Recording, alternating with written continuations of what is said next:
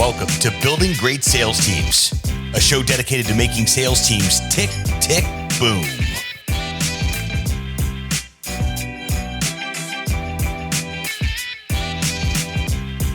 Great sales teams are not recruited, they are built, block by block. Let's get to work.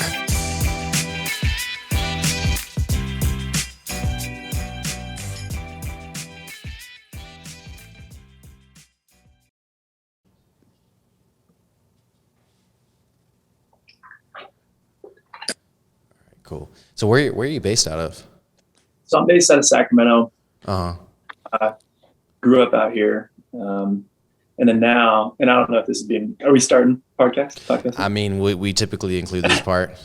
I'll do a formal introduction later. Yeah. So I used to, and we'll get into it in the podcast, but I started a company back when I was 21, 2021 with a partner. Grew that to about 280 sales reps this last year. Mm-hmm. Just recently, and I can't really go into it for legal purposes, but got the rug pulled out from under me. He was like mentor, father figure, didn't have anything in writing with him. Yeah.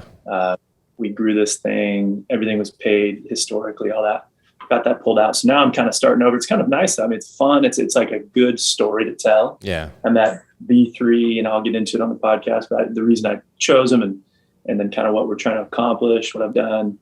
And then also big into real estate too. Uh-huh. So piled up, a couple $1,000,000 so I can dump it into other investments and stuff. I got a portfolio already, but now I've got a bunch of dry powder, just waiting for some good deals to come through and nice. Make some moves. You just covered your introduction. There you go. All right, man. But that's basically what I had. All right, guys, I got Tanner Huber. He was a co-founder of Enlite Homes, which was a 300-person sales organization. You're the current director of director of summer sales for V3 Electric, and you've also gotten into real estate at a very young age, and now you've put together a $6 million portfolio. Is that right? Yes, sir. Yep. So that's fantastic, man. We've got a lot to unpack here with that. And so typically where I like to start, just so we understand, who you are, is kind of your childhood and what that was like, and what kind of transitioned you into sales or the workforce in general. Cool. Yeah. So moved around a little bit, but most of my life spent here in Sacramento, California. Grew up, typical, loved sports, played football, went through a couple injuries, I've torn 3 ACLs. So I tore a couple ACLs in high school. Went on to play at BYU for about 1.5 years, tore my 3rd ACL. So went through some trials there and figured it out. But then, I'm a Mormon boy, like a lot of guys in door-to-door sales. Yeah.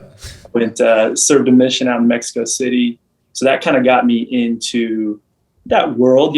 Just being in the Provo area in Utah, it's a door-to-door kind of capital, I guess you could say. Yep. I was introduced to sales.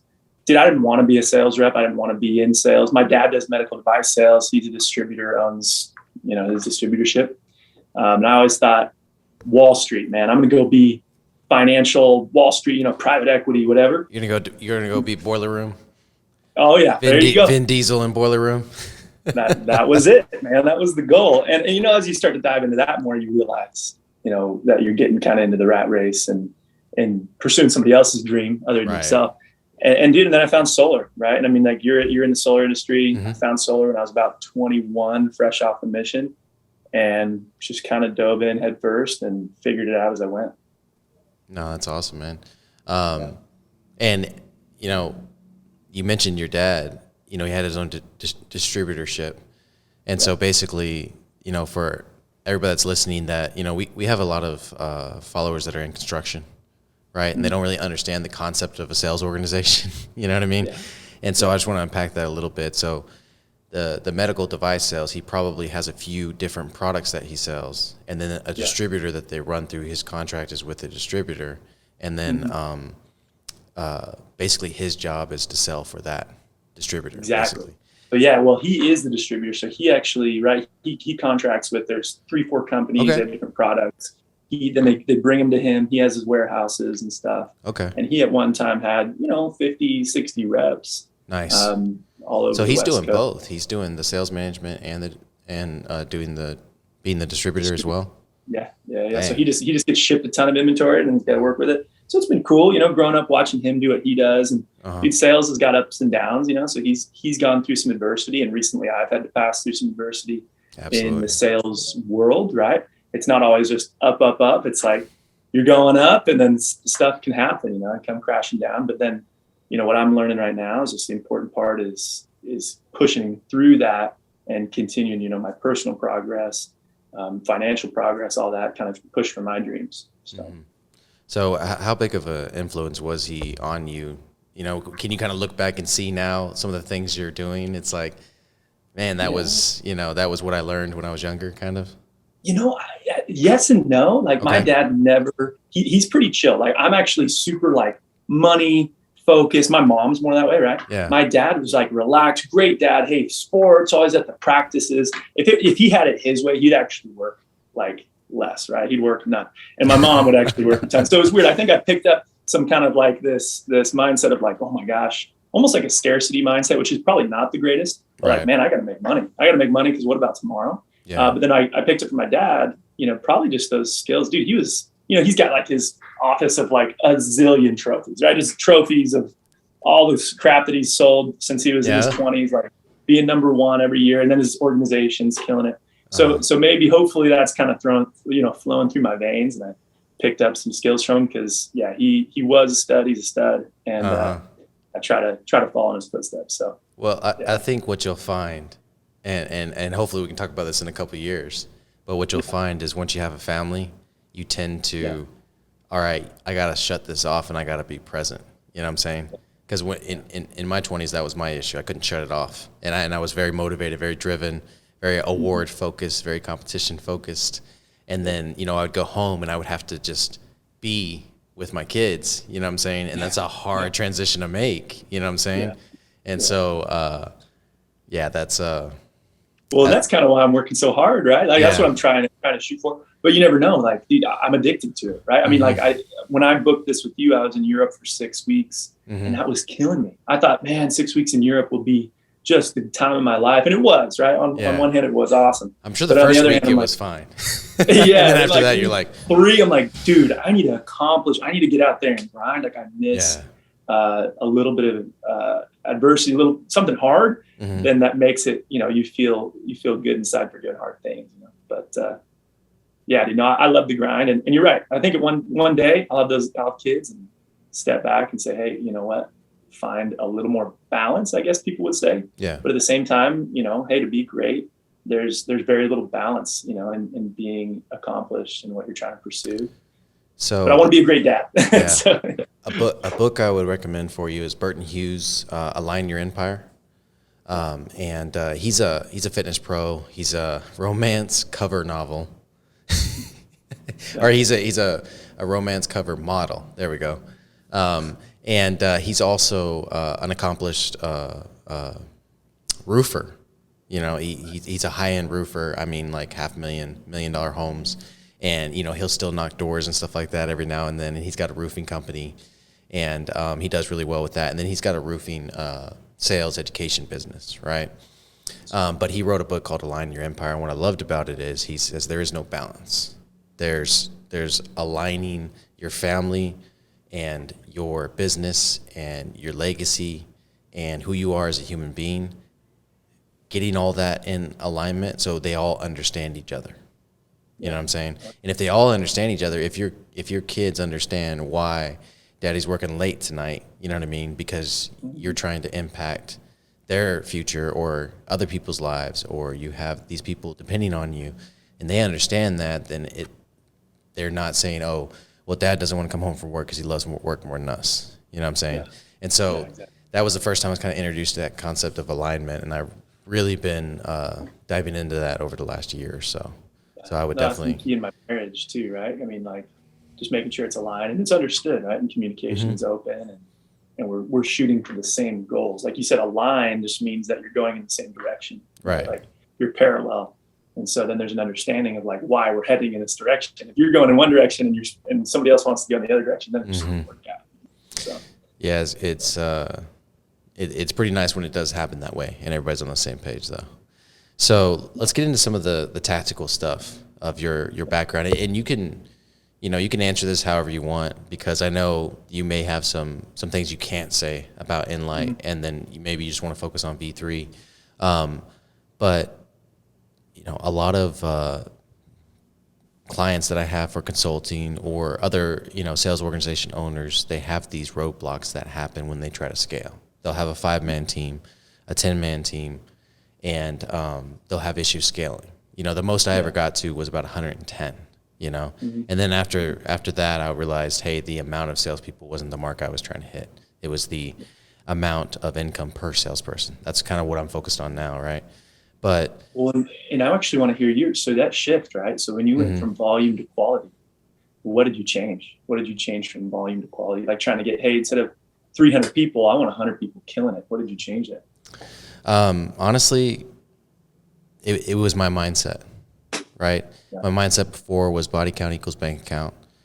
Hire as many people as possible, run them through the system, let the system do the work, right? Mm-hmm. And now I maybe hire one person a week, and they've been vetted. They go through a DISC profile. They go through a core values test. You know what I mean? They go through an interview with my VP of sales, And so by the time they do something as simple and as entry level as an appointment setter for solar, by the time they do that, we know that we have a future killer, or not a killer, somebody that's aligned with our core values. And if we pour into them, they can become a killer and still be aligned with our core values, Yeah. And so that's kind of how we've shifted it over the last 18 months. And the growth has been super slow. We also started in solar 8 months ago. You know what I'm saying? Yeah. I've been doing AT&T for 12 plus years, Got it. And so the product change helps a lot, because now, my guys are making anywhere from 3,500 to, I just paid out a commission the other day for $12,000 for a 23 kilowatt system, And so, we're able to bring in a little bit better talent because the commissions are higher. You know what I'm saying? Yeah. Well, I like what you were saying there. So to kind of get into Enlite, V3, all this stuff. So when we started, right, and when all companies really start out, it's a small group. It's like mom and pop. It's hey, Doug does everything, right? Doug wears 5 hats, and that's great. That's how you have to start, right? And that's how we started, and there's a few of us doing it all, and you can get to a certain level at that point, right? So you can get to your even 50 reps, maybe even 100 reps, and kind of be wearing a couple hats, and you can spread your value as an owner or as an influential, person in that organization, as a leader, over maybe 50 people or maybe 100 people. But as that number grows, your value to each individual starts to diminish slightly.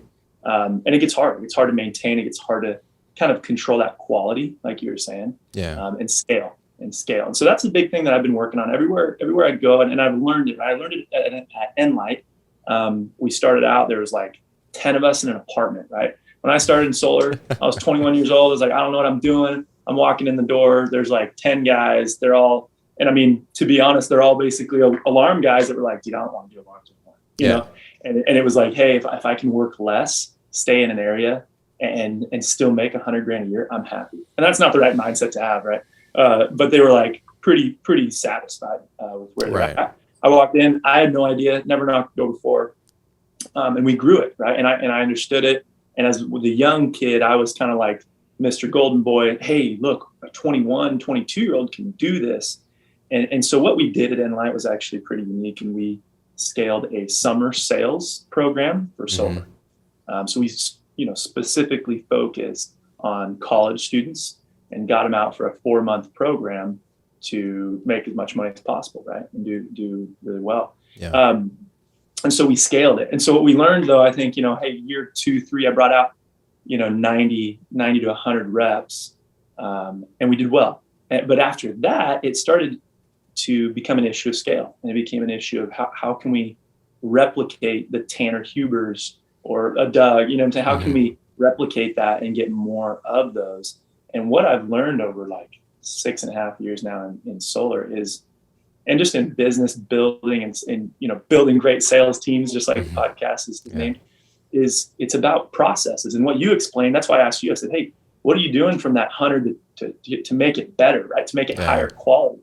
Because dude, I can get 1,000 people in the door, right? And actually at V3, that's what we're struggling with right now. They can get 1,000 people in the door, but why then do we only have a couple hundred active reps, right? What's the deal? The turnover. Exactly. And the turnover is because obviously if every rep coming in the door was making 150, 200 grand a year, they would be sticking around, right? 100%. And so it's all about building out processes, just like you said. Hey, we actually now sift through these interviews. We do these different, tests and things to make sure they're a good fit. And so all you got to do is you build a process that churns out success. And it sounds so easy to say, right? But you want to build a machine. You really want to build a machine that can just replicate individuals, because at the end of the day, if you leave it up to an individual, if I say, hey, Doug, go make 300 great sales reps. You're like, dude, there's 365 days in a year. Yeah, they would train one at a time. I can't scale that. You know what I'm saying? I can't do that. You could probably go make 20, 30 great reps, you know what I'm saying? But that's only 20, 30 reps. Right. And so that's the key. You know what I'm saying? I think obviously, first of all, knowing what you're doing. I was just listening to your podcast this morning about recruiting. And first of all, like you were saying, you got to do it. You got to live it. You got to be the guy. You got to be the guy, because then once you figure it out, then your job is to replicate that. But you can't replicate something. You can't build a machine for success if you yourself are not successful. Yeah, that's one of the things I noticed. I was stalking your social media because I like to learn about my guests a little bit before. And I think you referred to me by Taylor Armstrong, right? Yeah, Taylor Armstrong and Bennett Maxwell. Yeah. Nice. And so I wanted to learn a little about you. I saw one of your videos, and you're leading your team, you're in a meeting or whatever, and they're all just dialed in on you. You know what I'm saying? There has to be a certain amount of fandism there. I don't know how to say it. Like, they have to be a fan of you. They don't have to be like, oh, I want to be Tanner, but they have to be like, hey, I like what Tanner's about.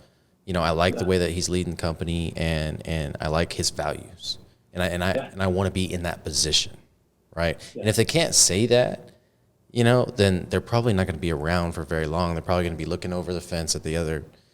If the grass is green, finding the other guy they want to be like. It's true, and it's kind of unique. I mean, it's not unique to sales, right? But we are dealing with a certain form of an individual, right? We're dealing with somebody who's highly motivated, ambitious, who wants, has lofty goals. It'd be different, man, if I was working at like I don't know, I'm trying to think it like a nonprofit. You're attracting different kinds of people. Yeah. And so then you have to be a different kind of person to attract those people.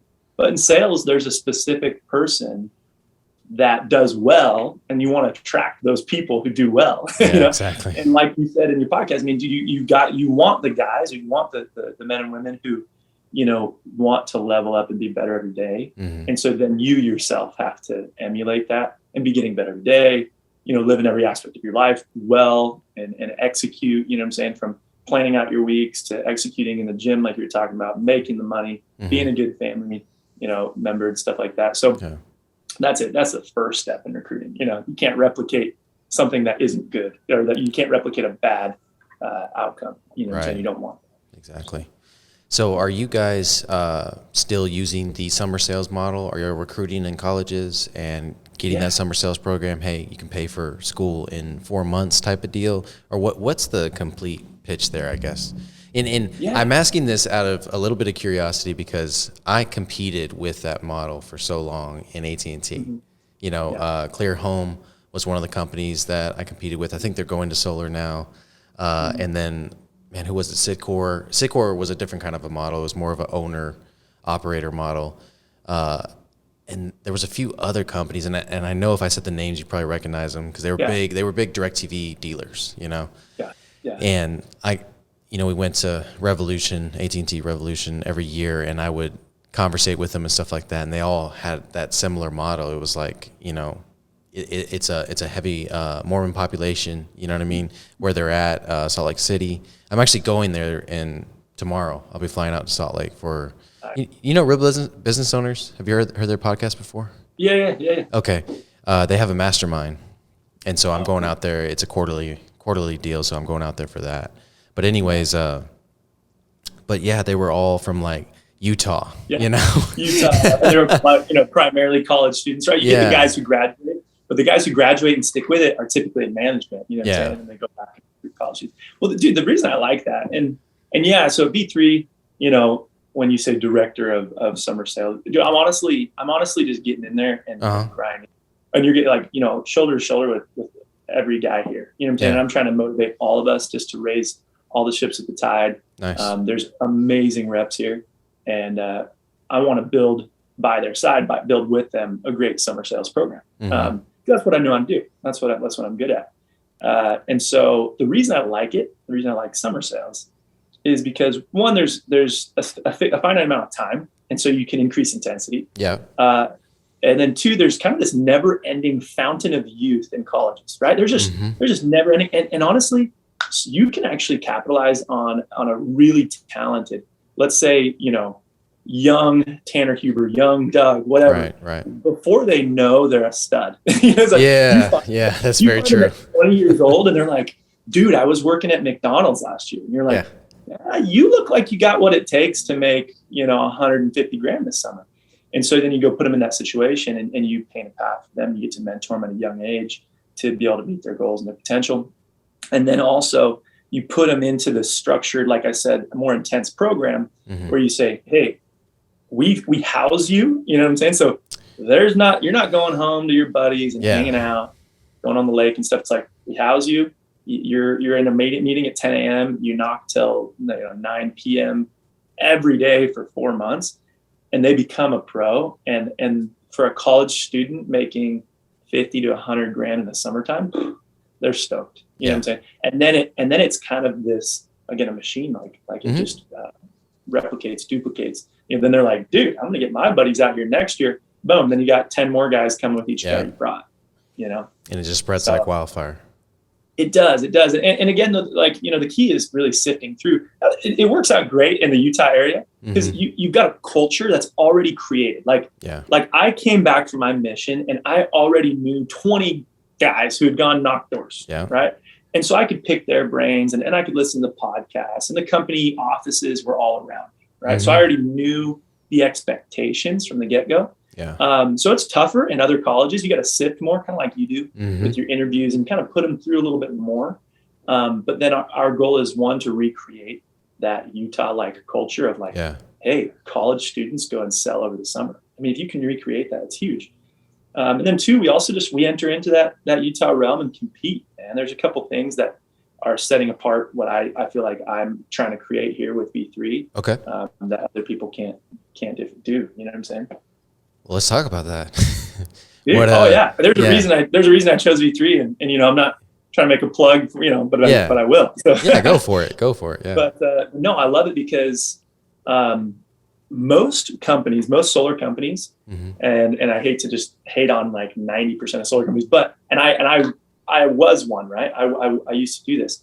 Most solar companies start in sales and they go backwards and they figure out, all right, we got a sales team. Let's back up and find an installer, and then let's back up and find some financing, you know? Right. The cool thing about V3 is they started opposite. They said they were an installation company. Yeah.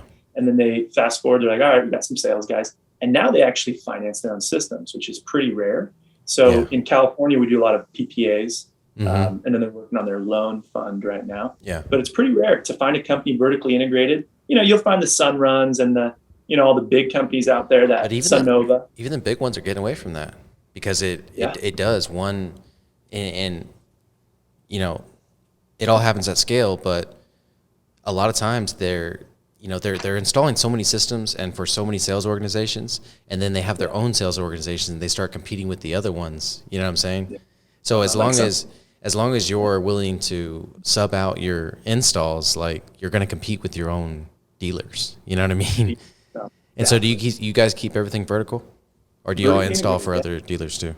No. So now it's vertically integrated. Obviously, they started, installing for a bunch of people, and then they built their own sales force up.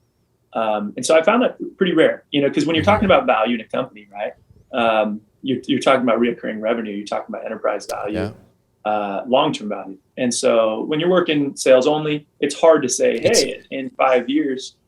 Yeah, it's a 1x multiple.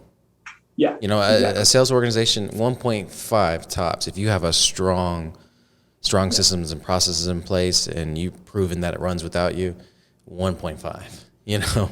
But if you're an install company, we're talking 3 to 5 multiple, you know. Exactly. And then you're talking finance company. You're talking, that's like Sunnova, for example. They're like worth several billion, you know what I'm saying?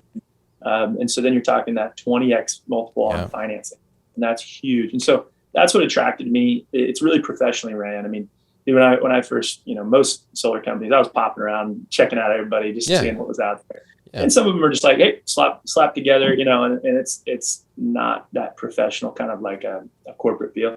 Here, you got 100 people in the office, and then you got a couple hundred guys out selling. So that's a big reason. But then the summer stuff, right? So then talk about summer, because there's a company, which V3 is freaking awesome. But then you got to back it up. Like when we go into the realm of Utah, right, and compete against the other guys that are trying to do a summer sales organization for solar. First of all, dude, most of these guys just started up a couple of years ago, or maybe within the last year, trying to do summer sales, because it's fairly unique. I mean, and like imagine, dude, if you had a rep who said, hey, Doug, I can only work for you for 4 months. You'd be like, dude, I mean, let's try to crank those installs out. You know what I'm saying? And let's try to get you ramped up and trained as fast as possible, because 4 months ain't a long time in solar. Right. And so we've got, just some amazing training, ramping up processes that we put people through. We set really clear expectations with them. So like day one, they get out here and they're closing deals. You know what I'm saying? Like they close their own deals from the start. And their installs are just within a couple weeks. So we're doing like 2-3 installs. Y'all do a complete setter closer model in one? Yeah. So they set and close from themselves. I mean, if they're joining us, let's say we recruit them end of March, I'm saying, a little late. Of course, we're going to go close their first 4 or 5 deals and stuff. Right. But we require, hey, on these blitz trips, you got to come on 2 blitzes before summer. And that is when we close the deals for them. Gotcha. And that's when they see it. Yeah, that's more of a training model, though. Like your actual sales force is setting and closing their own deals. Yeah, once they get out here. So I'd say everybody after week 2 is closing their own deals. That's the goal. Yeah, absolutely. Yep. No, that there's a few. There's a few who just never will get there, and we just say, hey, whatever, man. Yeah, hey, you can be a setter. That's fine. You know what I'm saying? But we want guys making the most money possible, being as successful as possible, and so we get them to be setters and closers day one. Get out the gate, dude. Honestly, they probably drop a few deals in their first month that they should. It's gonna happen. Yeah. And that has to happen. That's where like the learning curve reduces by like 5 times. You know what I'm saying? Because if you let them fail and they recognize the failure, they learn from it, then instead of jumping in and saving them all the time, and then they have that safety blanket, you know what I mean?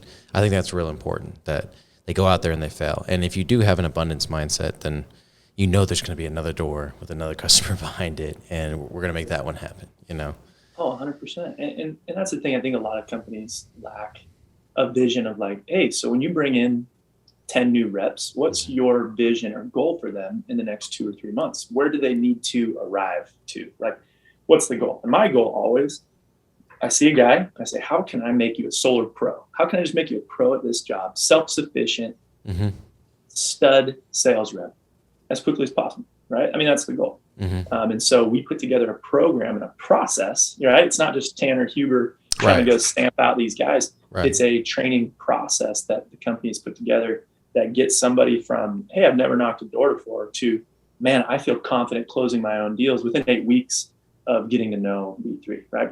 From being recruited day 1 to week 8, boom, you're closing your own deals, you're a pro. Pro. And that's the way it should be. I always tell, my clients, it's like your first move is not to hire the salesperson. That's like the 17th move. Your first move is to start creating the sales program.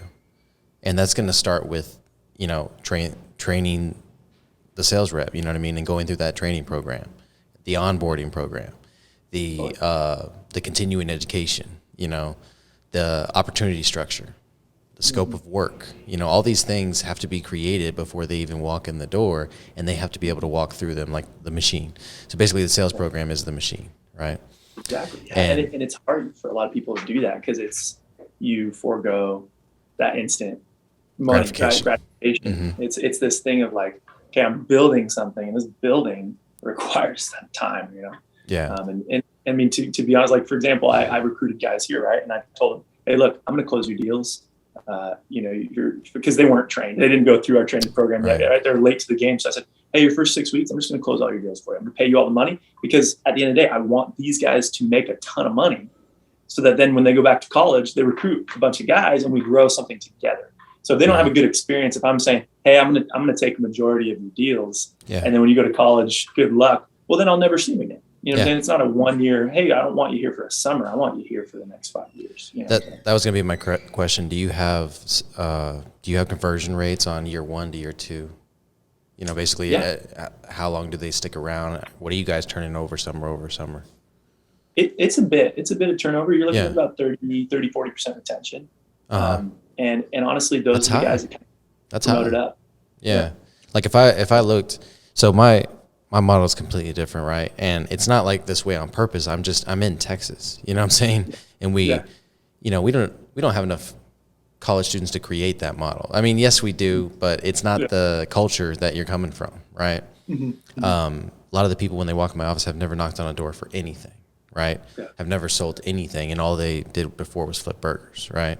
Mm-hmm. And they don't have that mindset, you know, that you guys have up there in Utah. You know, you guys are hungry, you know, and it is a great thing. But so the guys that I have are, especially my leaders, they're family men. You know what I mean? They've been with me for 4, 5, 6 years, right? And so we have to kind of, instead of arranging our model around a summer lifestyle, or, hey, I'm going to work my butt off all summer, pay for my college, you know what I mean, and be rich at 22 years old. What would be considered rich for a 22-year-old, right? Yeah. It's, hey, how do I, you know, and I say balance because at their age, they're thinking balance, right? How do I balance my family or, you know, my social life, you know what I'm saying? Because they actually give they have it then, you know what I'm saying? Y'all's social life is each other, right? When you're on those summer trips and stuff like that. And so, and then, some of them have kids young, you know what I mean? They didn't go to college, you know, they went straight into the workforce. And so we're opening up their eyes, you know what I mean? Yeah. And so it's a year-round deal. You know, our numbers do increase in the summer, but that's because there's more hours of daylight, you know? Yeah. And some of our best months have been in December. You know, can you imagine having your best month in December? yeah, right? That's funny. Yeah, and so it's a completely different program. And but a lot of what you're talking about, bringing them in and getting them trained up to be a closer, is very, very similar, you know? Yeah. And so, but yeah, I love everything that you're talking about, and you're getting into some tactical stuff too, right? Because you have where'd you go from having that short-term vision to that long-term vision, right? Because, you know, your initial thought probably, you know, when you were younger, or if you didn't have the right mindset, would be, hey, how can I make the money now, right? Yeah, like, am I going to spend 6 weeks on this guy? And he's going to dip. I'm going to close it, and he's going to dip. You know what I mean? That's a big commitment there. Yeah, it's tough. And for certain people, dude, like when you've got $0 in your bank account, that's not an option. You have to, you know? So one reason I changed I had that short-term mindset. When I started, I had a short-term mindset. Totally did. Yeah. But as we built something, and I just learned early, I think some people maybe don't even have that opportunity to learn about a long-term mindset until later in their life, because they don't build anything long-term. But, you know, as I was building a company where I started realizing, wait, this is something long-term. And it doesn't happen until you've got a culture, you got a foundation, you got the programs built, right? Mm-hmm. If you just recruit some guys and you're just kind of trying to sling some deals, you'll always have a short-term mentality. Yeah. But when you start investing time into building the programs and building the processes, then all of a sudden you're like, hey, I invested all this time. So I'm not doing this just for this year. I invested that time for 10 more years. You know what I'm saying? So you're like, so then all of a sudden you change everything you start doing to being like, well, if I already invested 6 months of my time into building this program, well, then let's just keep investing stuff long-term and see where it can take us. And then also my confidence in myself, right? So I think people have a short-term mentality in a scarcity mindset where they say, I don't know about tomorrow. I'm not confident in my abilities to provide for myself. Yeah. So I need to take from you today, right? Right. Where I know, I mean, like not tooting my own horn, but like, dude, this last 3 weeks signed 36 deals, right? Did like 22 self-gen deals in 3 weeks in California. And I just know, hey, I know, crap can hit the fan tomorrow and I will go to be able to provide for myself. Like life's good. Like I can figure it out. So why do I need to take that money? 22 of those deals were mine. The other 14 I signed for other guys. I'm just giving that money to them because I don't need those 14 because I can do it myself. Right. And you're also building a business, so exactly those 14, and I don't know what your deal is with V3, but I would imagine any way you slice it, at the end of the day, those 14 are going to come back to you in residual income that you don't have to close for, right? Whether it's an override, ownership interest, profit sharing, whatever the case is, right? And so, that's good to have that long term. But I think a part of that, and this will be a good transition into the real estate portfolio. I feel like you live a certain way so that you can have that money to invest, right? So for me personally, I'm comfortable at $100,000 a year. Like that's what I need to be happy, to live, you know what I'm saying? Yeah. And everything, in my 20s, it wasn't. No, it had to be 300, 400, $500,000, right? Yeah. And I lived that lifestyle. It was more of an experience-based lifestyle, than a being in the present in the moment base. And then I got into my 30s and I was like, I don't need to keep doing this. You know what I'm saying? I can take that money and invest it, or I can take that money and put it back into my business, And so I had that mindset shift, but I didn't have a lot of leadership in my life or mentors in my life to get me there faster, right? Yeah. And so I guess talk about that. How old are you?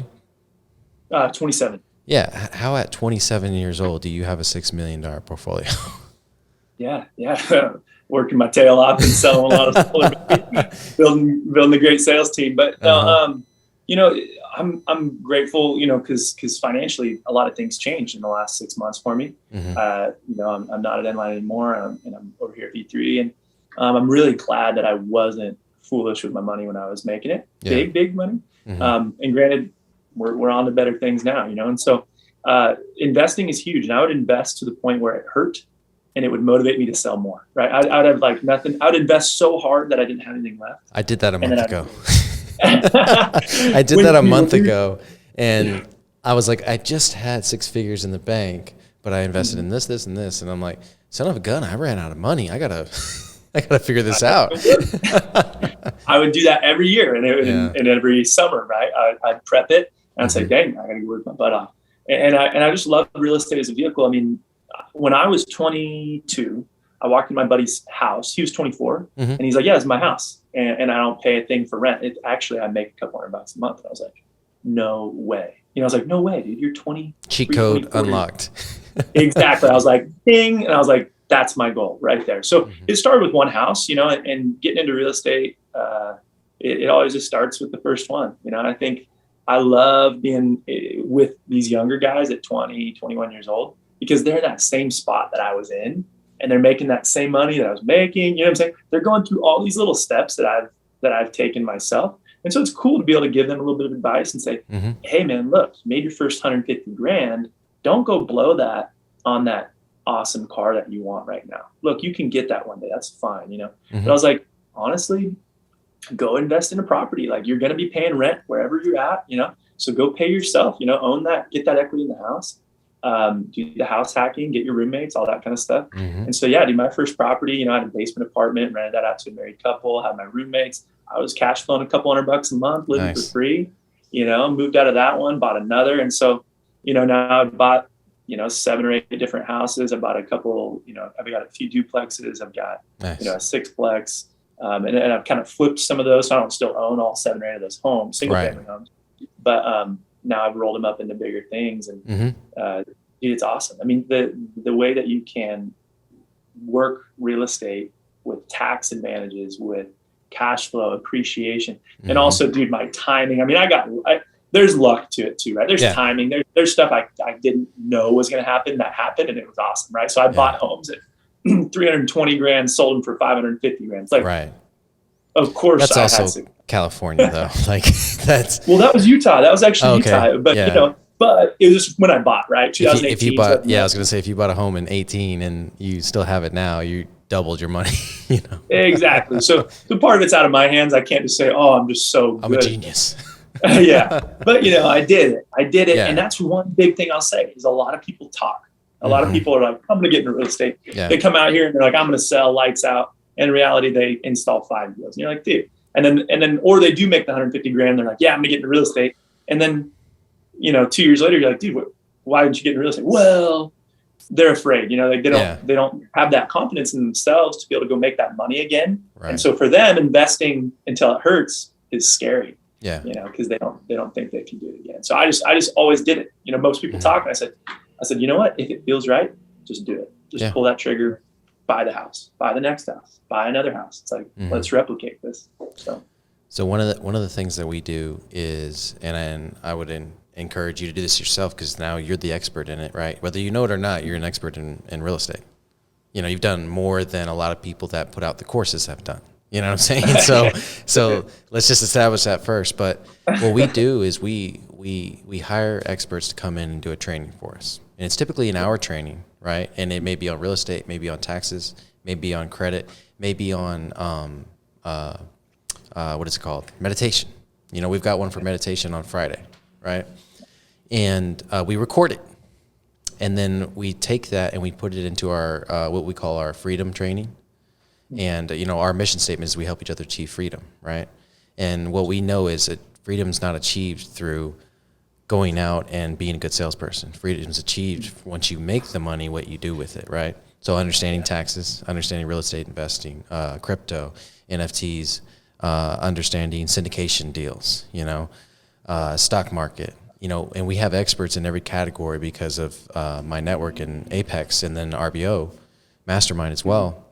And so we hire them, we pay them $1,000 for an hour, whatever the case is.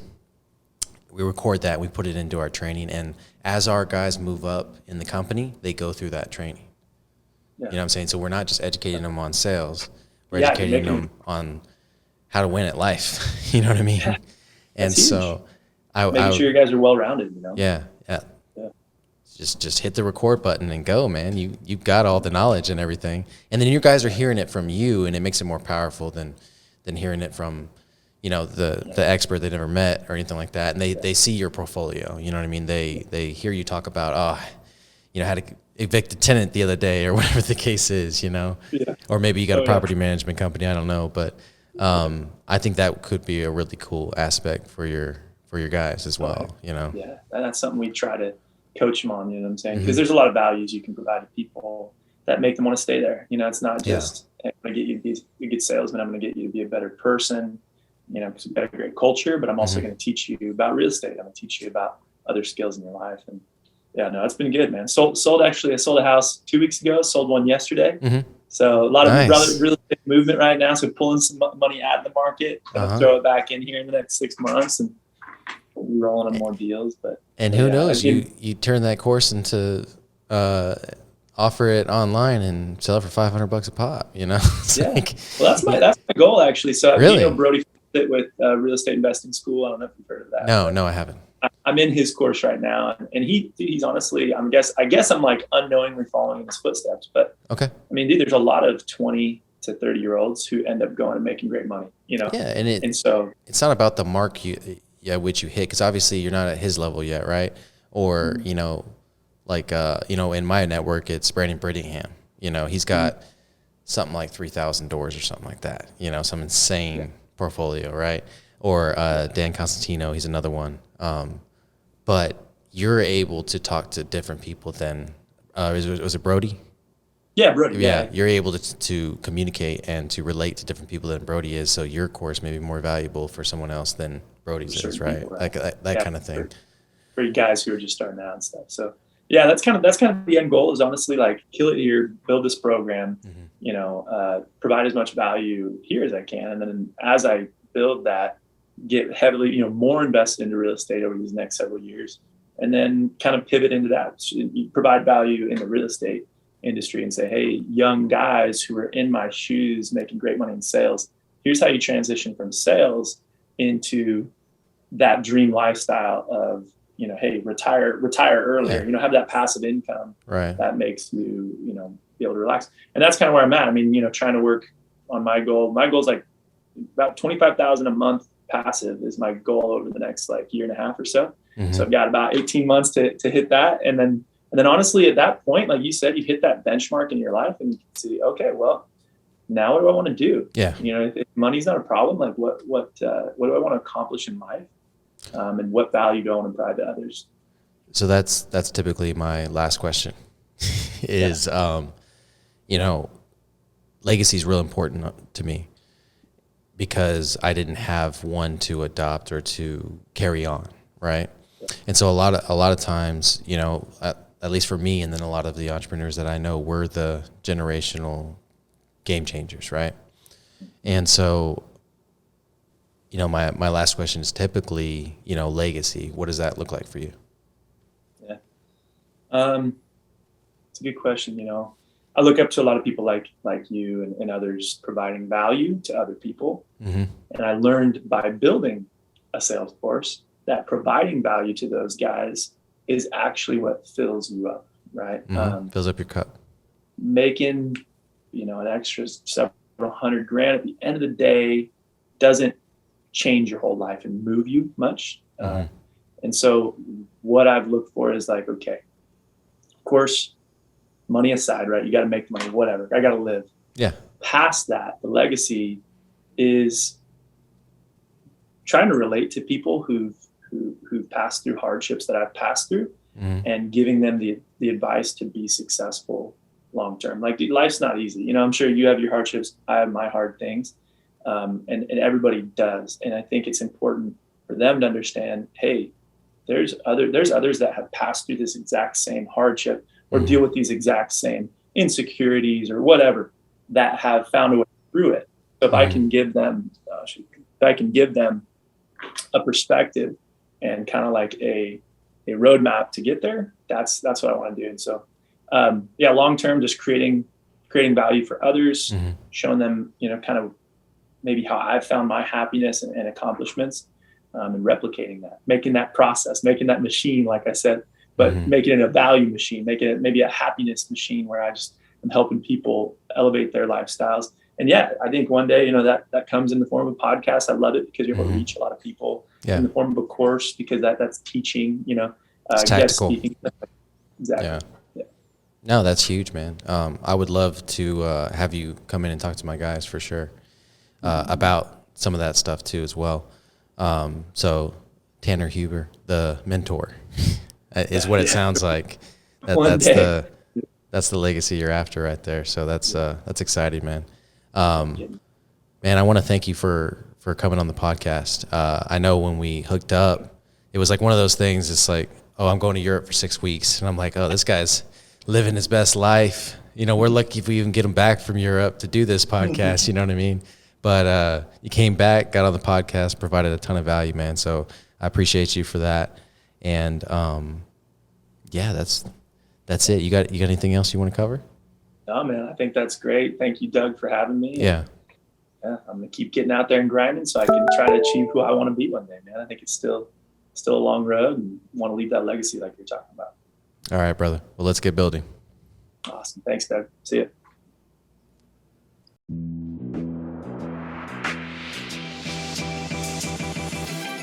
Thank you for joining us on this episode of Building Great Sales Teams. We appreciate it.